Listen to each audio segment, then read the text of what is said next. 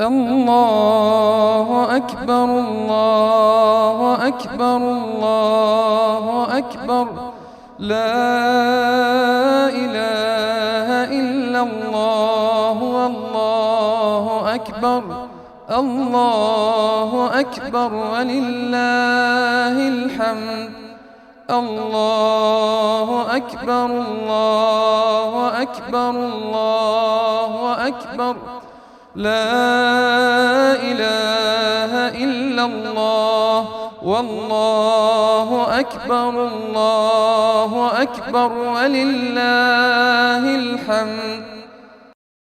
اللهم صل على محمد وعلى آل محمد كما صليت على إبراهيم وعلى آل إبراهيم إنك حميد مجيد. اللهم بارك على محمد وعلى آل محمد كما باركت على إبراهيم وعلى آل إبراهيم إنك حميد مجيد. اللهم صل على محمد وعلى آل محمد كما صليت على إبراهيم وعلى آل إبراهيم إنك حميد مجيد. اللهم بارك على محمد وعلى آل محمد كما باركت على إبراهيم وعلى آل إبراهيم إنك حميد مجيد. صلى الله على محمد صلى الله عليه وسلم. صلى الله على محمد صلى الله عليه وسلم.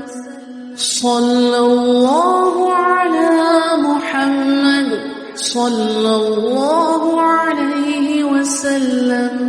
صلى الله على محمد صلى الله عليه وسلم. على محمد صلى الله عليه وسلم. صلى الله على محمد صلى الله عليه وسلم. صلى الله على محمد صلى الله عليه وسلم. صلى الله على محمد صلى الله عليه وسلم. على محمد صلى الله عليه وسلم. صلى الله على محمد صلى الله عليه وسلم. صلى الله على محمد صلى الله عليه وسلم. صلى الله على محمد صلى الله عليه وسلم. على محمد صلى الله عليه وسلم. صلى الله على محمد صلى الله عليه وسلم صلى الله على محمد صلى الله عليه وسلم. السلام علیکم ورحمۃ اللہ وبرکاتہ. سیرت النبی صلی اللہ علیہ وسلم کورس میں آپ سب کو خوش آمدید ہے. اہلاً و سہلاً مرحبا. نحمدہ و نصلی علی رسولہ الکریم. اما بعد فاعوذ باللہ من الشیطان الرجیم. بسم اللہ الرحمن الرحیم. رب اشرح لی صدری ویسر لی امری واحلل عقدۃ من لسانی یفقہوا قولی. ربی زدنا علما. اللہم صلی علی محمد وعلی آل محمد کما صلیت علی ابراہیم وعلی آل ابراہیم انک حمید مجید. اللہم بارک علی محمد وعلی آل محمد کما بارکت علی ابراہیم وعلی آل ابراہیم انک حمید مجید.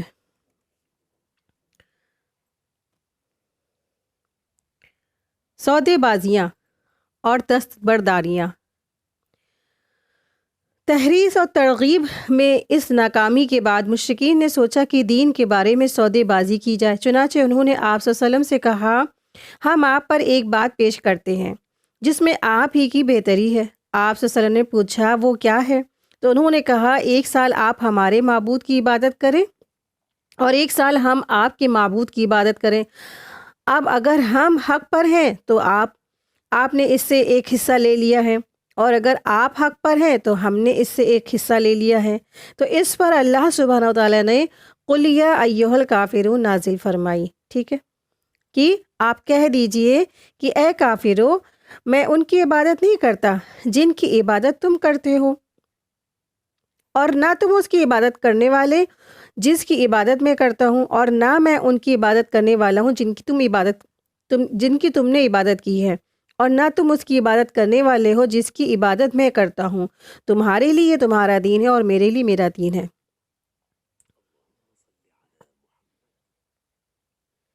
قل یا ایھا الکافرون کہ آپ کہہ دیجئے کافرو لا اعبد ما تعبدون نہیں میں عبادت کرتا ہوں جس کی تم عبادت کرتے ہو. تو جب آپ صلی اللہ علیہ وسلم کی دعوت سے مکہ میں کچھ مسلمان ہو گئے تو کفار مکہ کو ابتدائی اسلام اور کفر میں سمجھوتا کی سوجی اور اس لیے کہ کئی راہیں اختیار بھی کی انہوں نے.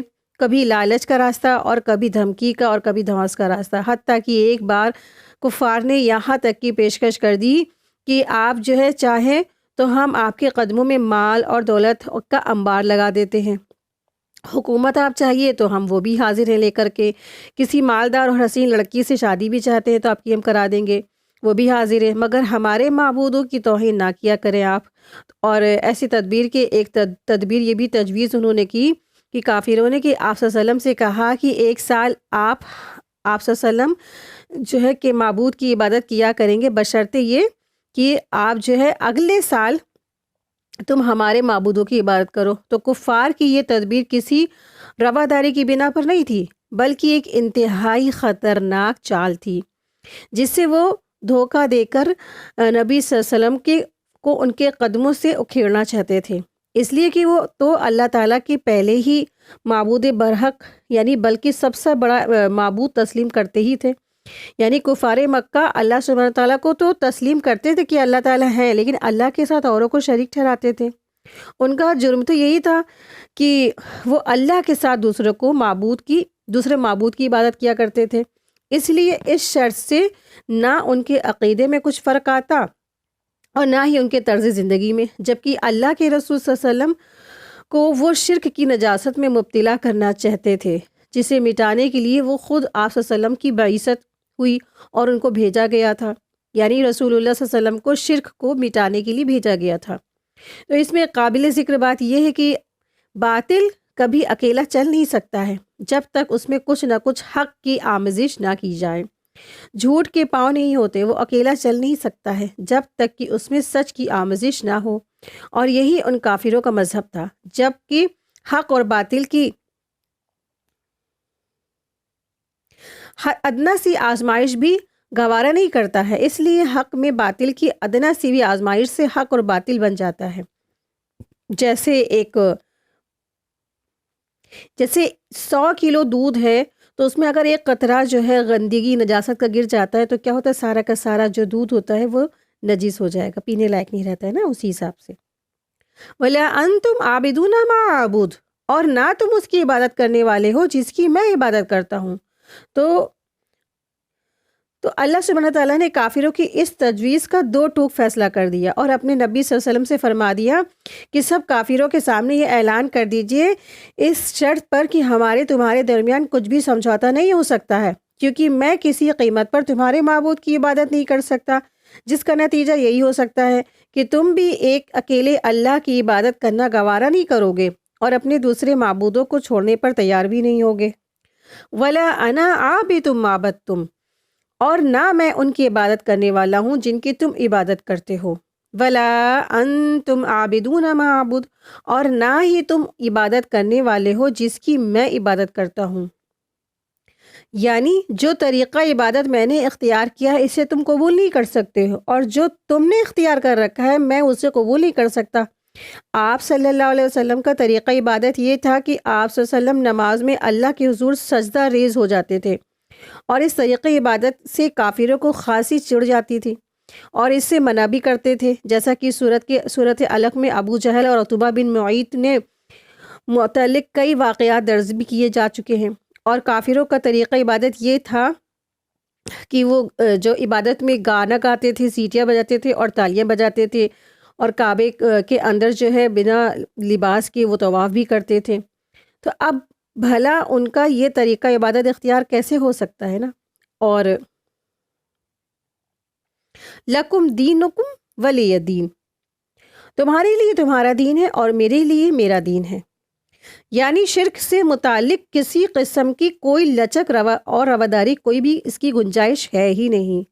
یہ وہ دو ٹوک فیصلہ ہے جو صرف مکہ کے کافروں کو ہی نہیں، دنیا بھر کے کافروں کو بھی ہی نہیں بلکہ مسلمانوں کو بھی واضح الفاظ میں بتا دیا گیا ہے کہ مشرکوں کو ان کے معبود مبارک رہیں، مگر مسلمان اسے کسی قیمت پر گوارا نہیں کر سکتے ہیں۔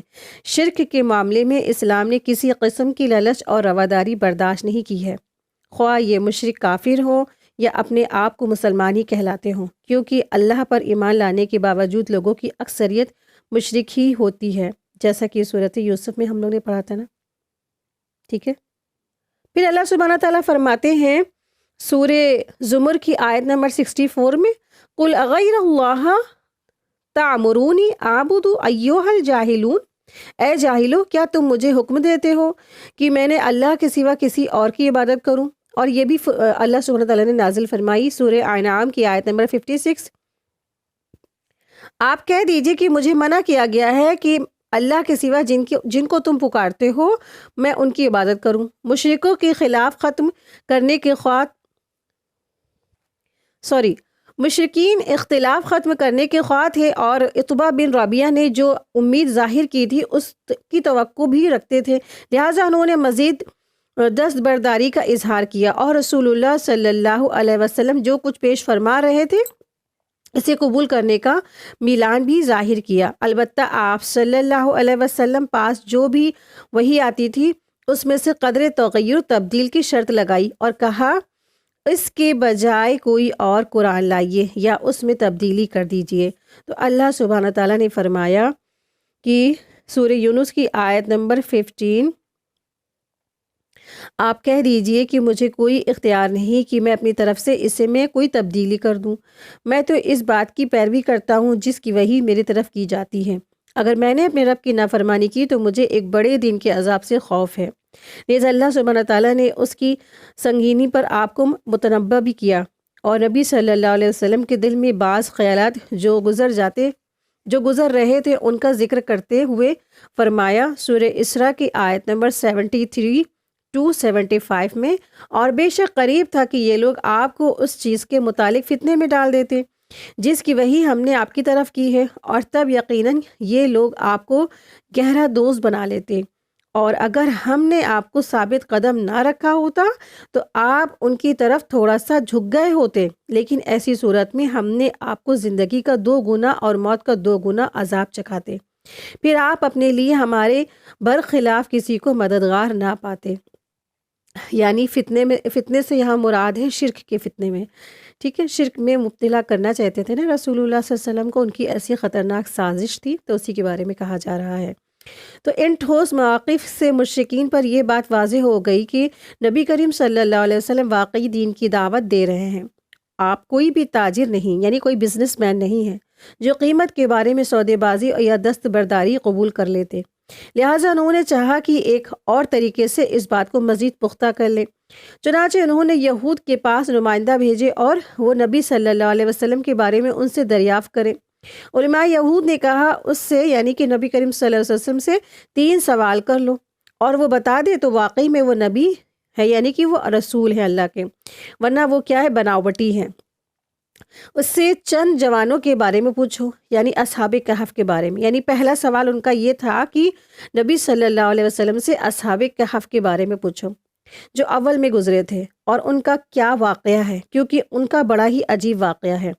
اور اس سے آگے ایک دوسرا جو ان سے سوال پوچھوایا گیا کہ ایک گردش کرنے والے آدمی کے متعلق پوچھو جو زمین کے مشرق اور مغرب تک کی پہنچتا تھا، اور اس کی کیا خبر ہے، یعنی کہ ذوالقرنین کے بارے میں۔ اور پھر تیسرا انہوں نے سوال پوچھوایا کہ روح کے بارے میں پوچھو کہ وہ کیا چیز ہے۔ چنانچہ سرداران قریش نے رسول اللہ صلی اللہ علیہ وسلم کے سامنے یہ سوالات رکھے۔ جواب میں سورہ کہف نازل فرمائی، جواب میں سورہ کہف نازل ہوئی جس میں ان نوجوانوں کا واقعہ بیان کیا گیا ہے، اور وہ اصحاب کہف ہے، اور اس گردش کرنے والے آدمی کا واقعہ بیان کیا گیا ہے، اور وہ ذوالقرنین ہے۔ اور اس کے علاوہ سورہ اسراء میں روح کے متعلق سوال کا جواب بھی نازل فرمایا۔ سورہ اسراء کی آیت نمبر 85 میں اللہ سبحانہ و تعالیٰ فرماتے ہیں، یہ لوگ آپ سے روح کے متعلق سوال کرتے ہیں تو آپ کہہ دیجئے کہ روح میرے رب کی مرضی کے حکم سے ہے، یعنی کہ میرے رب کی طرف سے ہے، میرے رب کی مرضی سے، یعنی میرے رب کے حکم سے ہے، ٹھیک ہے، من امری ربی، میرے رب کے حکم سے ہے، اور تمہیں علم سے بہت تھوڑا دیا گیا ہے۔ یعنی دیکھیں روح دراصل کیا ہے، روح کے بارے میں کوئی نہیں جانتا، اس کا علم اللہ سبحانہ تعالیٰ نے بہت تھوڑا دیا ہے۔ یعنی اللہ کے حکم سے ایک چیز جسم میں آ جاتی ہے تو انسان زندہ ہو جاتا ہے، اور اگر وہ چیز نکل جاتی ہے اللہ کے حکم سے تو پھر انسان کیا ہو جاتا ہے، ڈیڈ ہو جاتا ہے، مر جاتا ہے۔ اس کے علاوہ روح کی حقیقت صرف اللہ جانتا ہے اور کوئی نہیں جانتا ہے۔ اور روح کے متعلق بہت سارے سائنٹسٹ ریسرچ کرتے رہتے ہیں، اس کے بارے میں سرچز ہوتی رہتی ہیں، لیکن آپ دیکھیں کوئی بھی اس میں ڈیپلی کوئی بھی علم نہیں حاصل کر سکا۔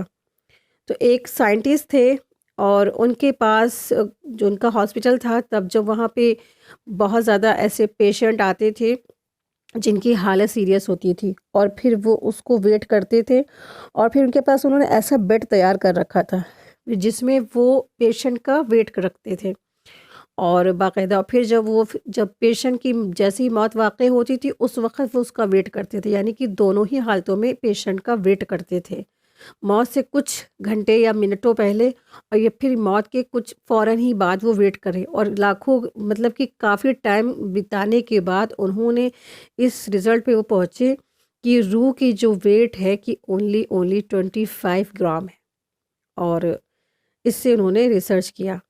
آپ دیکھیے کہ اس کی جو حقیقت کوئی نہیں جانتا، اللہ عالم کیا ویٹ ہے کیا کچھ ہے، کیونکہ اللہ سبحانہ تعالیٰ نے فرما دیا پہلے ہی، کیونکہ اس کا جو علم ہے تم کو بہت تھوڑا دیا گیا ہے، کوئی کسی کو کچھ بھی نہیں معلوم ہے، کوئی نہیں جانتا روح کہاں آتی ہے، کدھر جاتی ہے، کدھر غائب ہو جاتی ہے، کیا ویٹ ہے، کیا وزن ہے، کیا سائز ہے، اور کیسا اس کا لک ہے، کیسی وہ دکھتی ہے نا، کسی کو کچھ نہیں معلوم ہے، کیونکہ اللہ سبحانہ تعالیٰ نے پہلے ہی فرما دیا قرآن کریم میں، کیونکہ اس کے بارے میں تمہیں بہت تھوڑا سا علم دیا گیا ہے۔ تو یہ امتحان اس بات پر قریش کے مطمئن ہونے کے لیے کافی تھا کہ محمد صلی اللہ علیہ وسلم واقعی میں رسول برحق، یعنی کہ جو 3 سوال پوچھے تھے یہود نے، ان تینوں سوالوں کے جواب آپ صلی اللہ علیہ وسلم نے بالکل سچے سچے ان کو دے دیے تھے۔ تو یہ بہت بڑا ٹیسٹ تھا، لیکن آپ صلی اللہ علیہ وسلم اس میں انہوں نے سب کچھ صحیح آنسر بھی دے دیے، لیکن پھر بھی یہ کفار مکہ ایمان نہیں لائے، کیونکہ وہ واقعی میں رسول اللہ صلی اللہ علیہ وسلم برحق ہونے کی واقعی میں یہ نشانی تھی۔ بشرطیہ یہ اور دیکھیں کہ جو جو قریش تھے ان کے مطمئن ہونے کے لیے کافی تھا کہ محمد صلی اللہ علیہ وسلم واقعی میں رسول برحق ہے، اور بشرطِ یہ کہ وہ حق پر بھی ہے، وہ بھی حق چاہتے ہیں، لیکن ان ظالموں نے کفر کی ہی راہ اختیار کی، کفر ہی کی راہ پہ ڈٹے رہے، ڈیویٹ تھے ایک دم۔ اور ایسا محسوس ہوتا تھا کہ جب ان پر حقائق بالکل کلیئر ہو گئے اور حق کھل گیا تو انہوں نے کچھ لچک ظاہر کی، چنانچہ انہوں نے نبی صلی اللہ علیہ وسلم سے بات سنی اور آمادگی کا اظہار کیا، اور یہ بھی ظاہر کیا کہ ممکن ہے کہ وہ اسے مان لیں گے اور قبول بھی کر لیں گے، لیکن یہ شرط لگائے کہ ان کے لیے مخصوص مجلس ہو اور جس میں کمزور مسلمان حاضر نہ ہوں، یعنی وہ غلام اور مساکین وہاں نہ آئیں جو پہلے مسلمان ہو چکے تھے، کیونکہ اس کا مطالبہ کرنے والے مکہ کے سادات اور اشراف تھے، اور انہیں گوارا نہیں تھا کہ ان مسکین کے ساتھ بیٹھ کر اصحاب اور ایمان اور تقوی ہونے کے باوجود وہ کمزور اور غلام تھے، اور شاید نبی صلی اللہ علیہ وسلم ان کے اس مطالبے کو قبول کرنے پر کسی قدر آمادہ بھی ہو گئے کہ ممکن ہے کہ اس طرح وہ کر بھی لیتے، لیکن وہ مان بھی جاتے، لیکن اللہ سبحانہ تعالیٰ نے آپ صلی اللہ علیہ وسلم کو اس سے منع کر دیا، روک دیا۔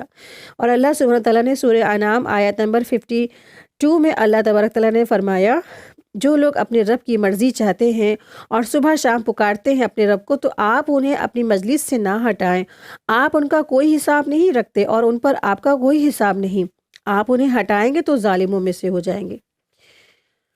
عذاب کی جلدی۔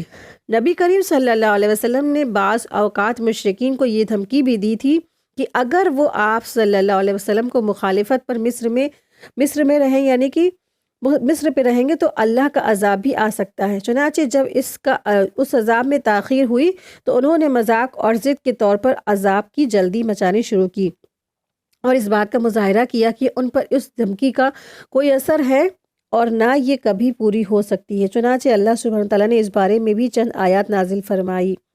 سورہ حج کی آیت نمبر 47، یہ لوگ آپ سے عذاب کی جلدی مچا رہے ہیں اور اللہ اپنے وعدے کے ہرگز خلاف ورزی نہیں کرے گا، اور بے شک تمہارے پروردگار کے نزدیک ایک دن تمہارے حساب کے مطابق 1000 برس کے برابر ہے۔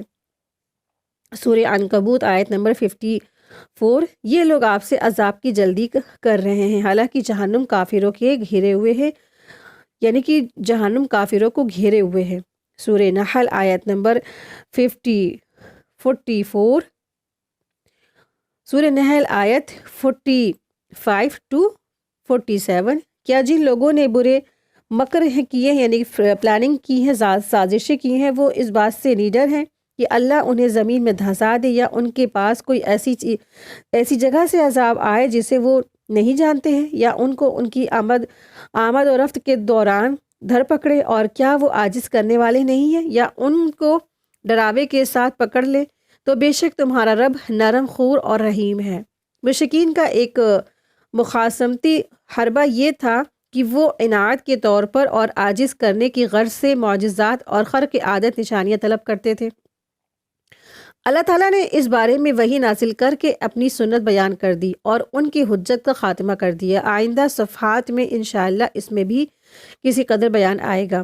یہ وہ قسم کی کوششیں تھیں جن کے ذریعے مشرکین نے نبی صلی اللہ علیہ وسلم کی رسالت اور دعوت کا مقابلہ کیا اور ان سب کو پہلو آزمایا۔ وہ ایک حالت سے دوسری حالت اور ایک دور سے دوسرے دور کی طرف پلٹتے رہتے تھے، سختی سے نرمی کی طرف تو نرمی سے سختی کی طرف، جھگڑے سے سودے بازی کی طرف تو سودے بازی سے جھگڑے کی طرف، ترہیب سے ترغیب کی طرف اور ترغیب سے تخویف کی طرف۔ وہ بھڑکتے پھر ڈھیلے پڑ جاتے اور حجت بازی کرتے، پھر رواداری برتنے اور خم ٹھوک کر للکارتے، پھر کچھ لو اور کچھ دو، یعنی کچھ لے لو اور کچھ دے دو، کبھی اس پر بھی وہ اتر آتے یا دھمکیاں ہی دیتے، یا پھر پسندیدہ چیزیں بھی پیش کرتے، مرغوبات جو ہر انسان کو پسند ہوتی ہیں۔ تو گویا وہ ایک قدم آگے بڑھتے، ایک قدم پیچھے ہٹتے، نہ انہیں قرار آتا اور نہ وہ جو ہے نا ایکسیپٹ ہی کرتے تھے اسلام۔ ان سب کا ان کا مقصد یہ تھا کہ اسلام کی دعوت روک دی جائے، اور کفر کا جو بکھرا ہوا شیزہ ہے، یعنی کہ جو ان کا کفر بکھرا جا رہا تھا نا، لوگ دھیرے دھیرے اسلام میں داخل ہو رہے تھے، تو وہ کیا ہے، ان کا کفر جو پھر سے پھیلنے لگے، لیکن وہ ساری کوشش کر کے بھی ناکام اور نامراد ہی رہے۔ اب ان کے سامنے صرف ایک ہی راستہ رہ گیا تھا اور وہ تھی تلوار، لیکن تلوار سے شیرازہ اور منتشری ہوتا، بلکہ ایسی خون ریزی شروع ہو سکتی تھی جو ان کی جڑ ہی صاف کر دیتی۔ اس لیے انہیں حیرت تھی کہ وہ کرے تو کیا کرے۔ جہاں تک ابو طالب کا تعلق ہے تو ان کے سامنے جب مشرکین کا یہ مطالبہ آیا کہ وہ نبی کریم صلی اللہ علیہ وسلم کو قتل کرنے کے لیے انہیں ان کے حوالے کر دے، تو پھر انہیں مشرکین کی نقل و حرکت سے یہ محسوس ہوتا تھا کہ وہ آپ صلی اللہ علیہ وسلم کو قتل کرنے کے عزام رکھتے ہیں۔ مثلا ابو جہل، عقبہ بن ابی معید اور عمرو بن خطاب کے اقدامات۔ تو انہوں نے بنو ہاشم اور بنو المطلب کو اکٹھا کر کے انہیں نبی کریم صلی اللہ علیہ وسلم کی حفاظت کی دعوت دے دی، جس پر ان کے مسلم و کافر سب نے لبیک کہا اور خانہ کعبہ کے پاس اس کا عہد و پیمان کیا۔ صرف ابو لہب نے اپنی علیحدہ راہ اختیار کی اور ان سے الگ ہو کر قریش کے ساتھ ہو رہا۔ مکمل بائیکاٹ۔ مشرکین کی حیرت اور بڑھ گئی کیونکہ ان کی ساری تدبیریں ختم ہو گئی تھیں اور انہوں نے یہ دیکھا کہ بنو ہاشم اور بنو المطلب خواہ کچھ بھی ہو، وہ نبی صلی اللہ علیہ وسلم کی حفاظت اور بچاؤ کا مضبوط عزم کیے ہوئے ہیں، اور لہٰذا وہ اس صورتحال پر غور کرنے اور اس کے متعلق فیصلہ کرنے کے لیے خیف بنی کنانہ میں جمع ہوئے اور سر جوڑ کر مشورے کیا۔ بالآخر ایک ظالمانہ حل سمجھ میں آیا اور اس پر آپس میں عہد و پیمان کر لیا، اور حل یہ تھا کہ وہ لوگ بنی ہاشم اور بنو المطلب کا بائیکاٹ کرے اور یہ عہد کرے کہ ان کے ساتھ نہ شادی بیاہ کریں گے، نہ ان سے خرید فروخت کریں گے اور نہ ان سے بات چیت کریں گے، نہ کبھی کسی طرح کا کوئی صلح قبول کریں گے، نہ ان کے ساتھ کسی طرح کا مروت برتیں گے، یہاں تک کہ وہ رسول اللہ صلی اللہ علیہ وسلم کو قتل کے لیے ان کے حوالے کر دیں۔ قریش نے اس قرارداد پر باہم عہد و پیمان کیا اور اس کے متعلق ایک صحیفہ لکھ کر خانہ کعبہ کے اندر لٹکا دیا۔ لکھنے والا بغید بن عامر بن ہاشم تھا۔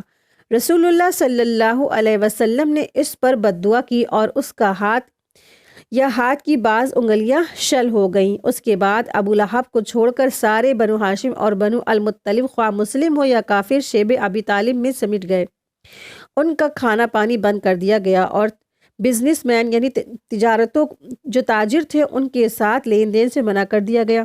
چنانچہ یہ لوگ سخت مشقت میں پڑ گئے، یہاں تک کہ درختوں کے پتے اور چمڑے کھانے پر مجبور ہوئے اور فاقے کیے، حتیٰ کہ عورتیں اور بچوں کے بھوک سے بلکنے اور رونے کی آوازیں باہر سے سنی جاتی تھی۔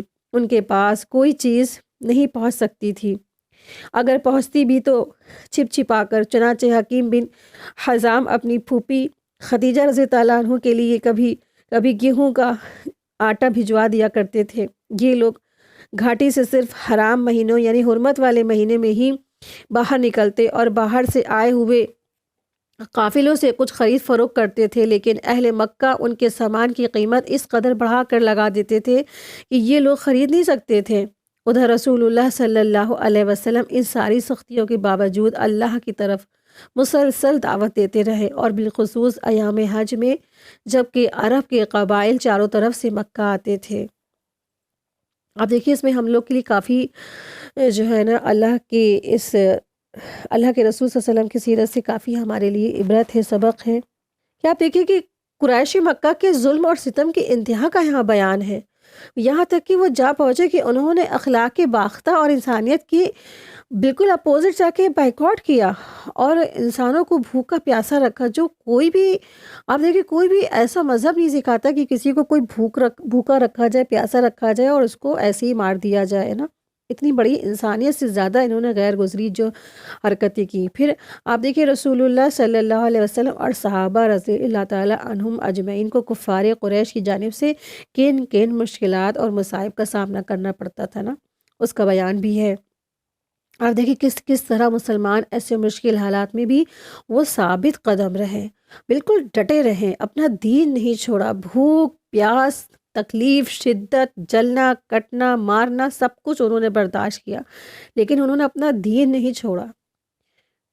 اور آپ دیکھیں کہ کیسے بہترین مسلمان تھے نا، کیسے ان کا ایمان میں کتنے زیادہ ہائیسٹ لیول تھے، کیسے صبر کرنے والے لوگ تھے، یہ کیسے بہترین صبر کرنے والے لوگ تھے ان کے۔ صحیفہ یعنی صحیفے کا چاک ہونا اور بائیکاٹ ختم۔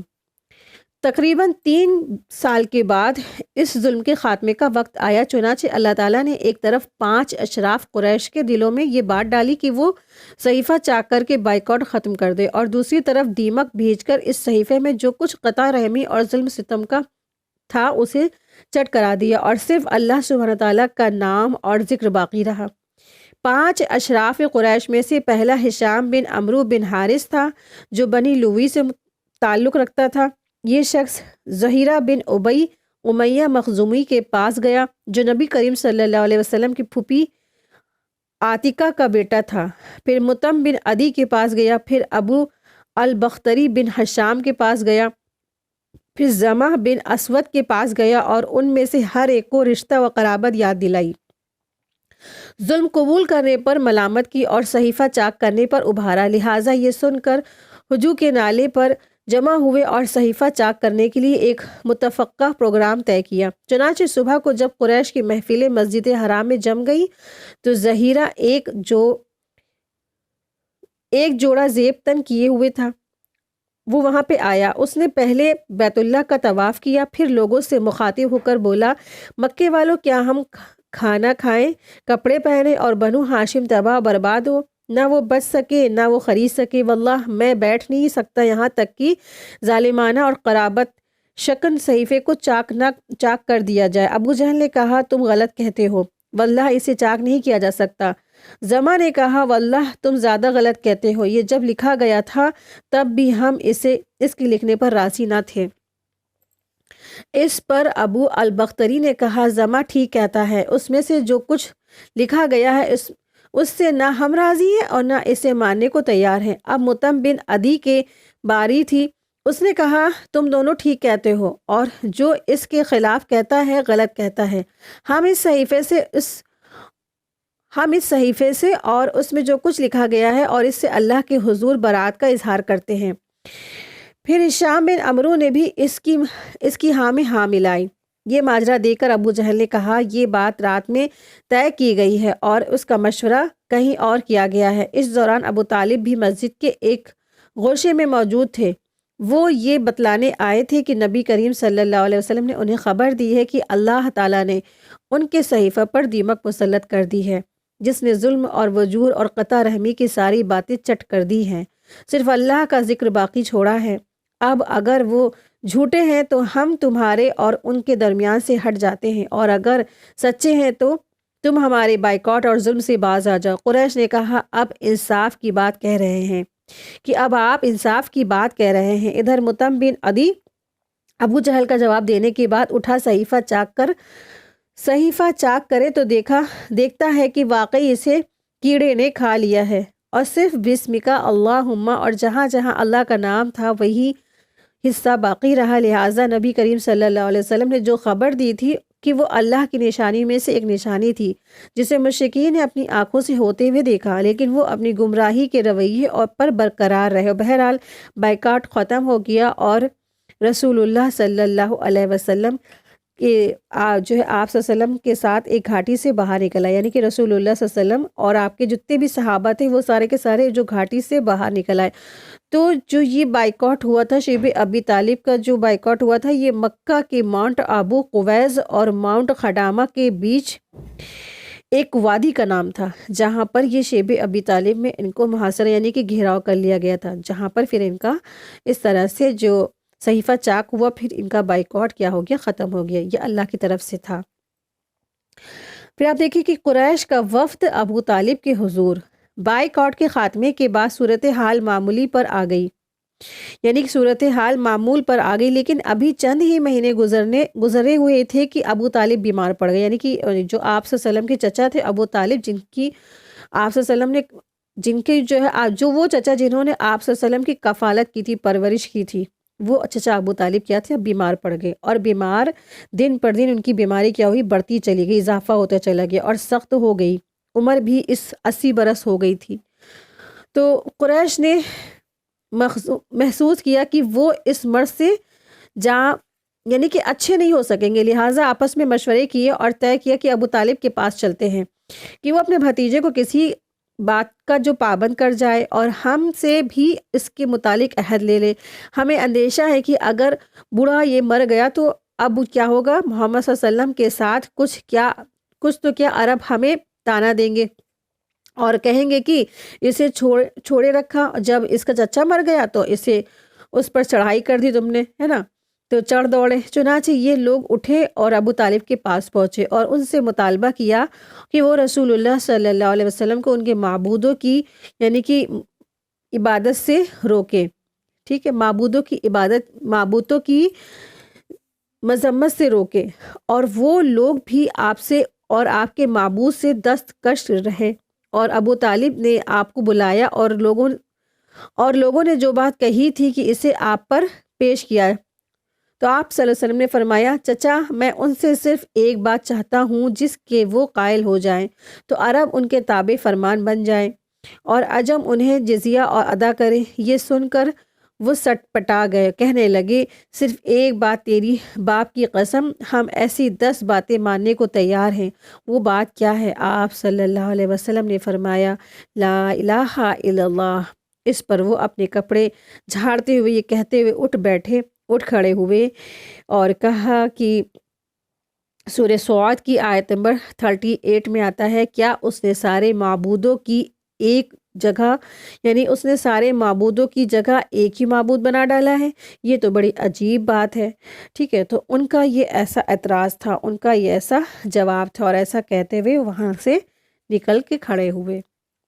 اسی کے ساتھ ہی آج کی ہماری کلاس مکمل ہوئی۔ وآخر دعوانا ان الحمد للہ رب العالمین، سبحانک اللہم و بحمدک، اشہد ان لا الہ الا انت، استغفرک و اتوب الیک۔ السلام علیکم ورحمۃ اللہ وبرکاتہ۔ جزاکم اللہ خیرا کثیرا۔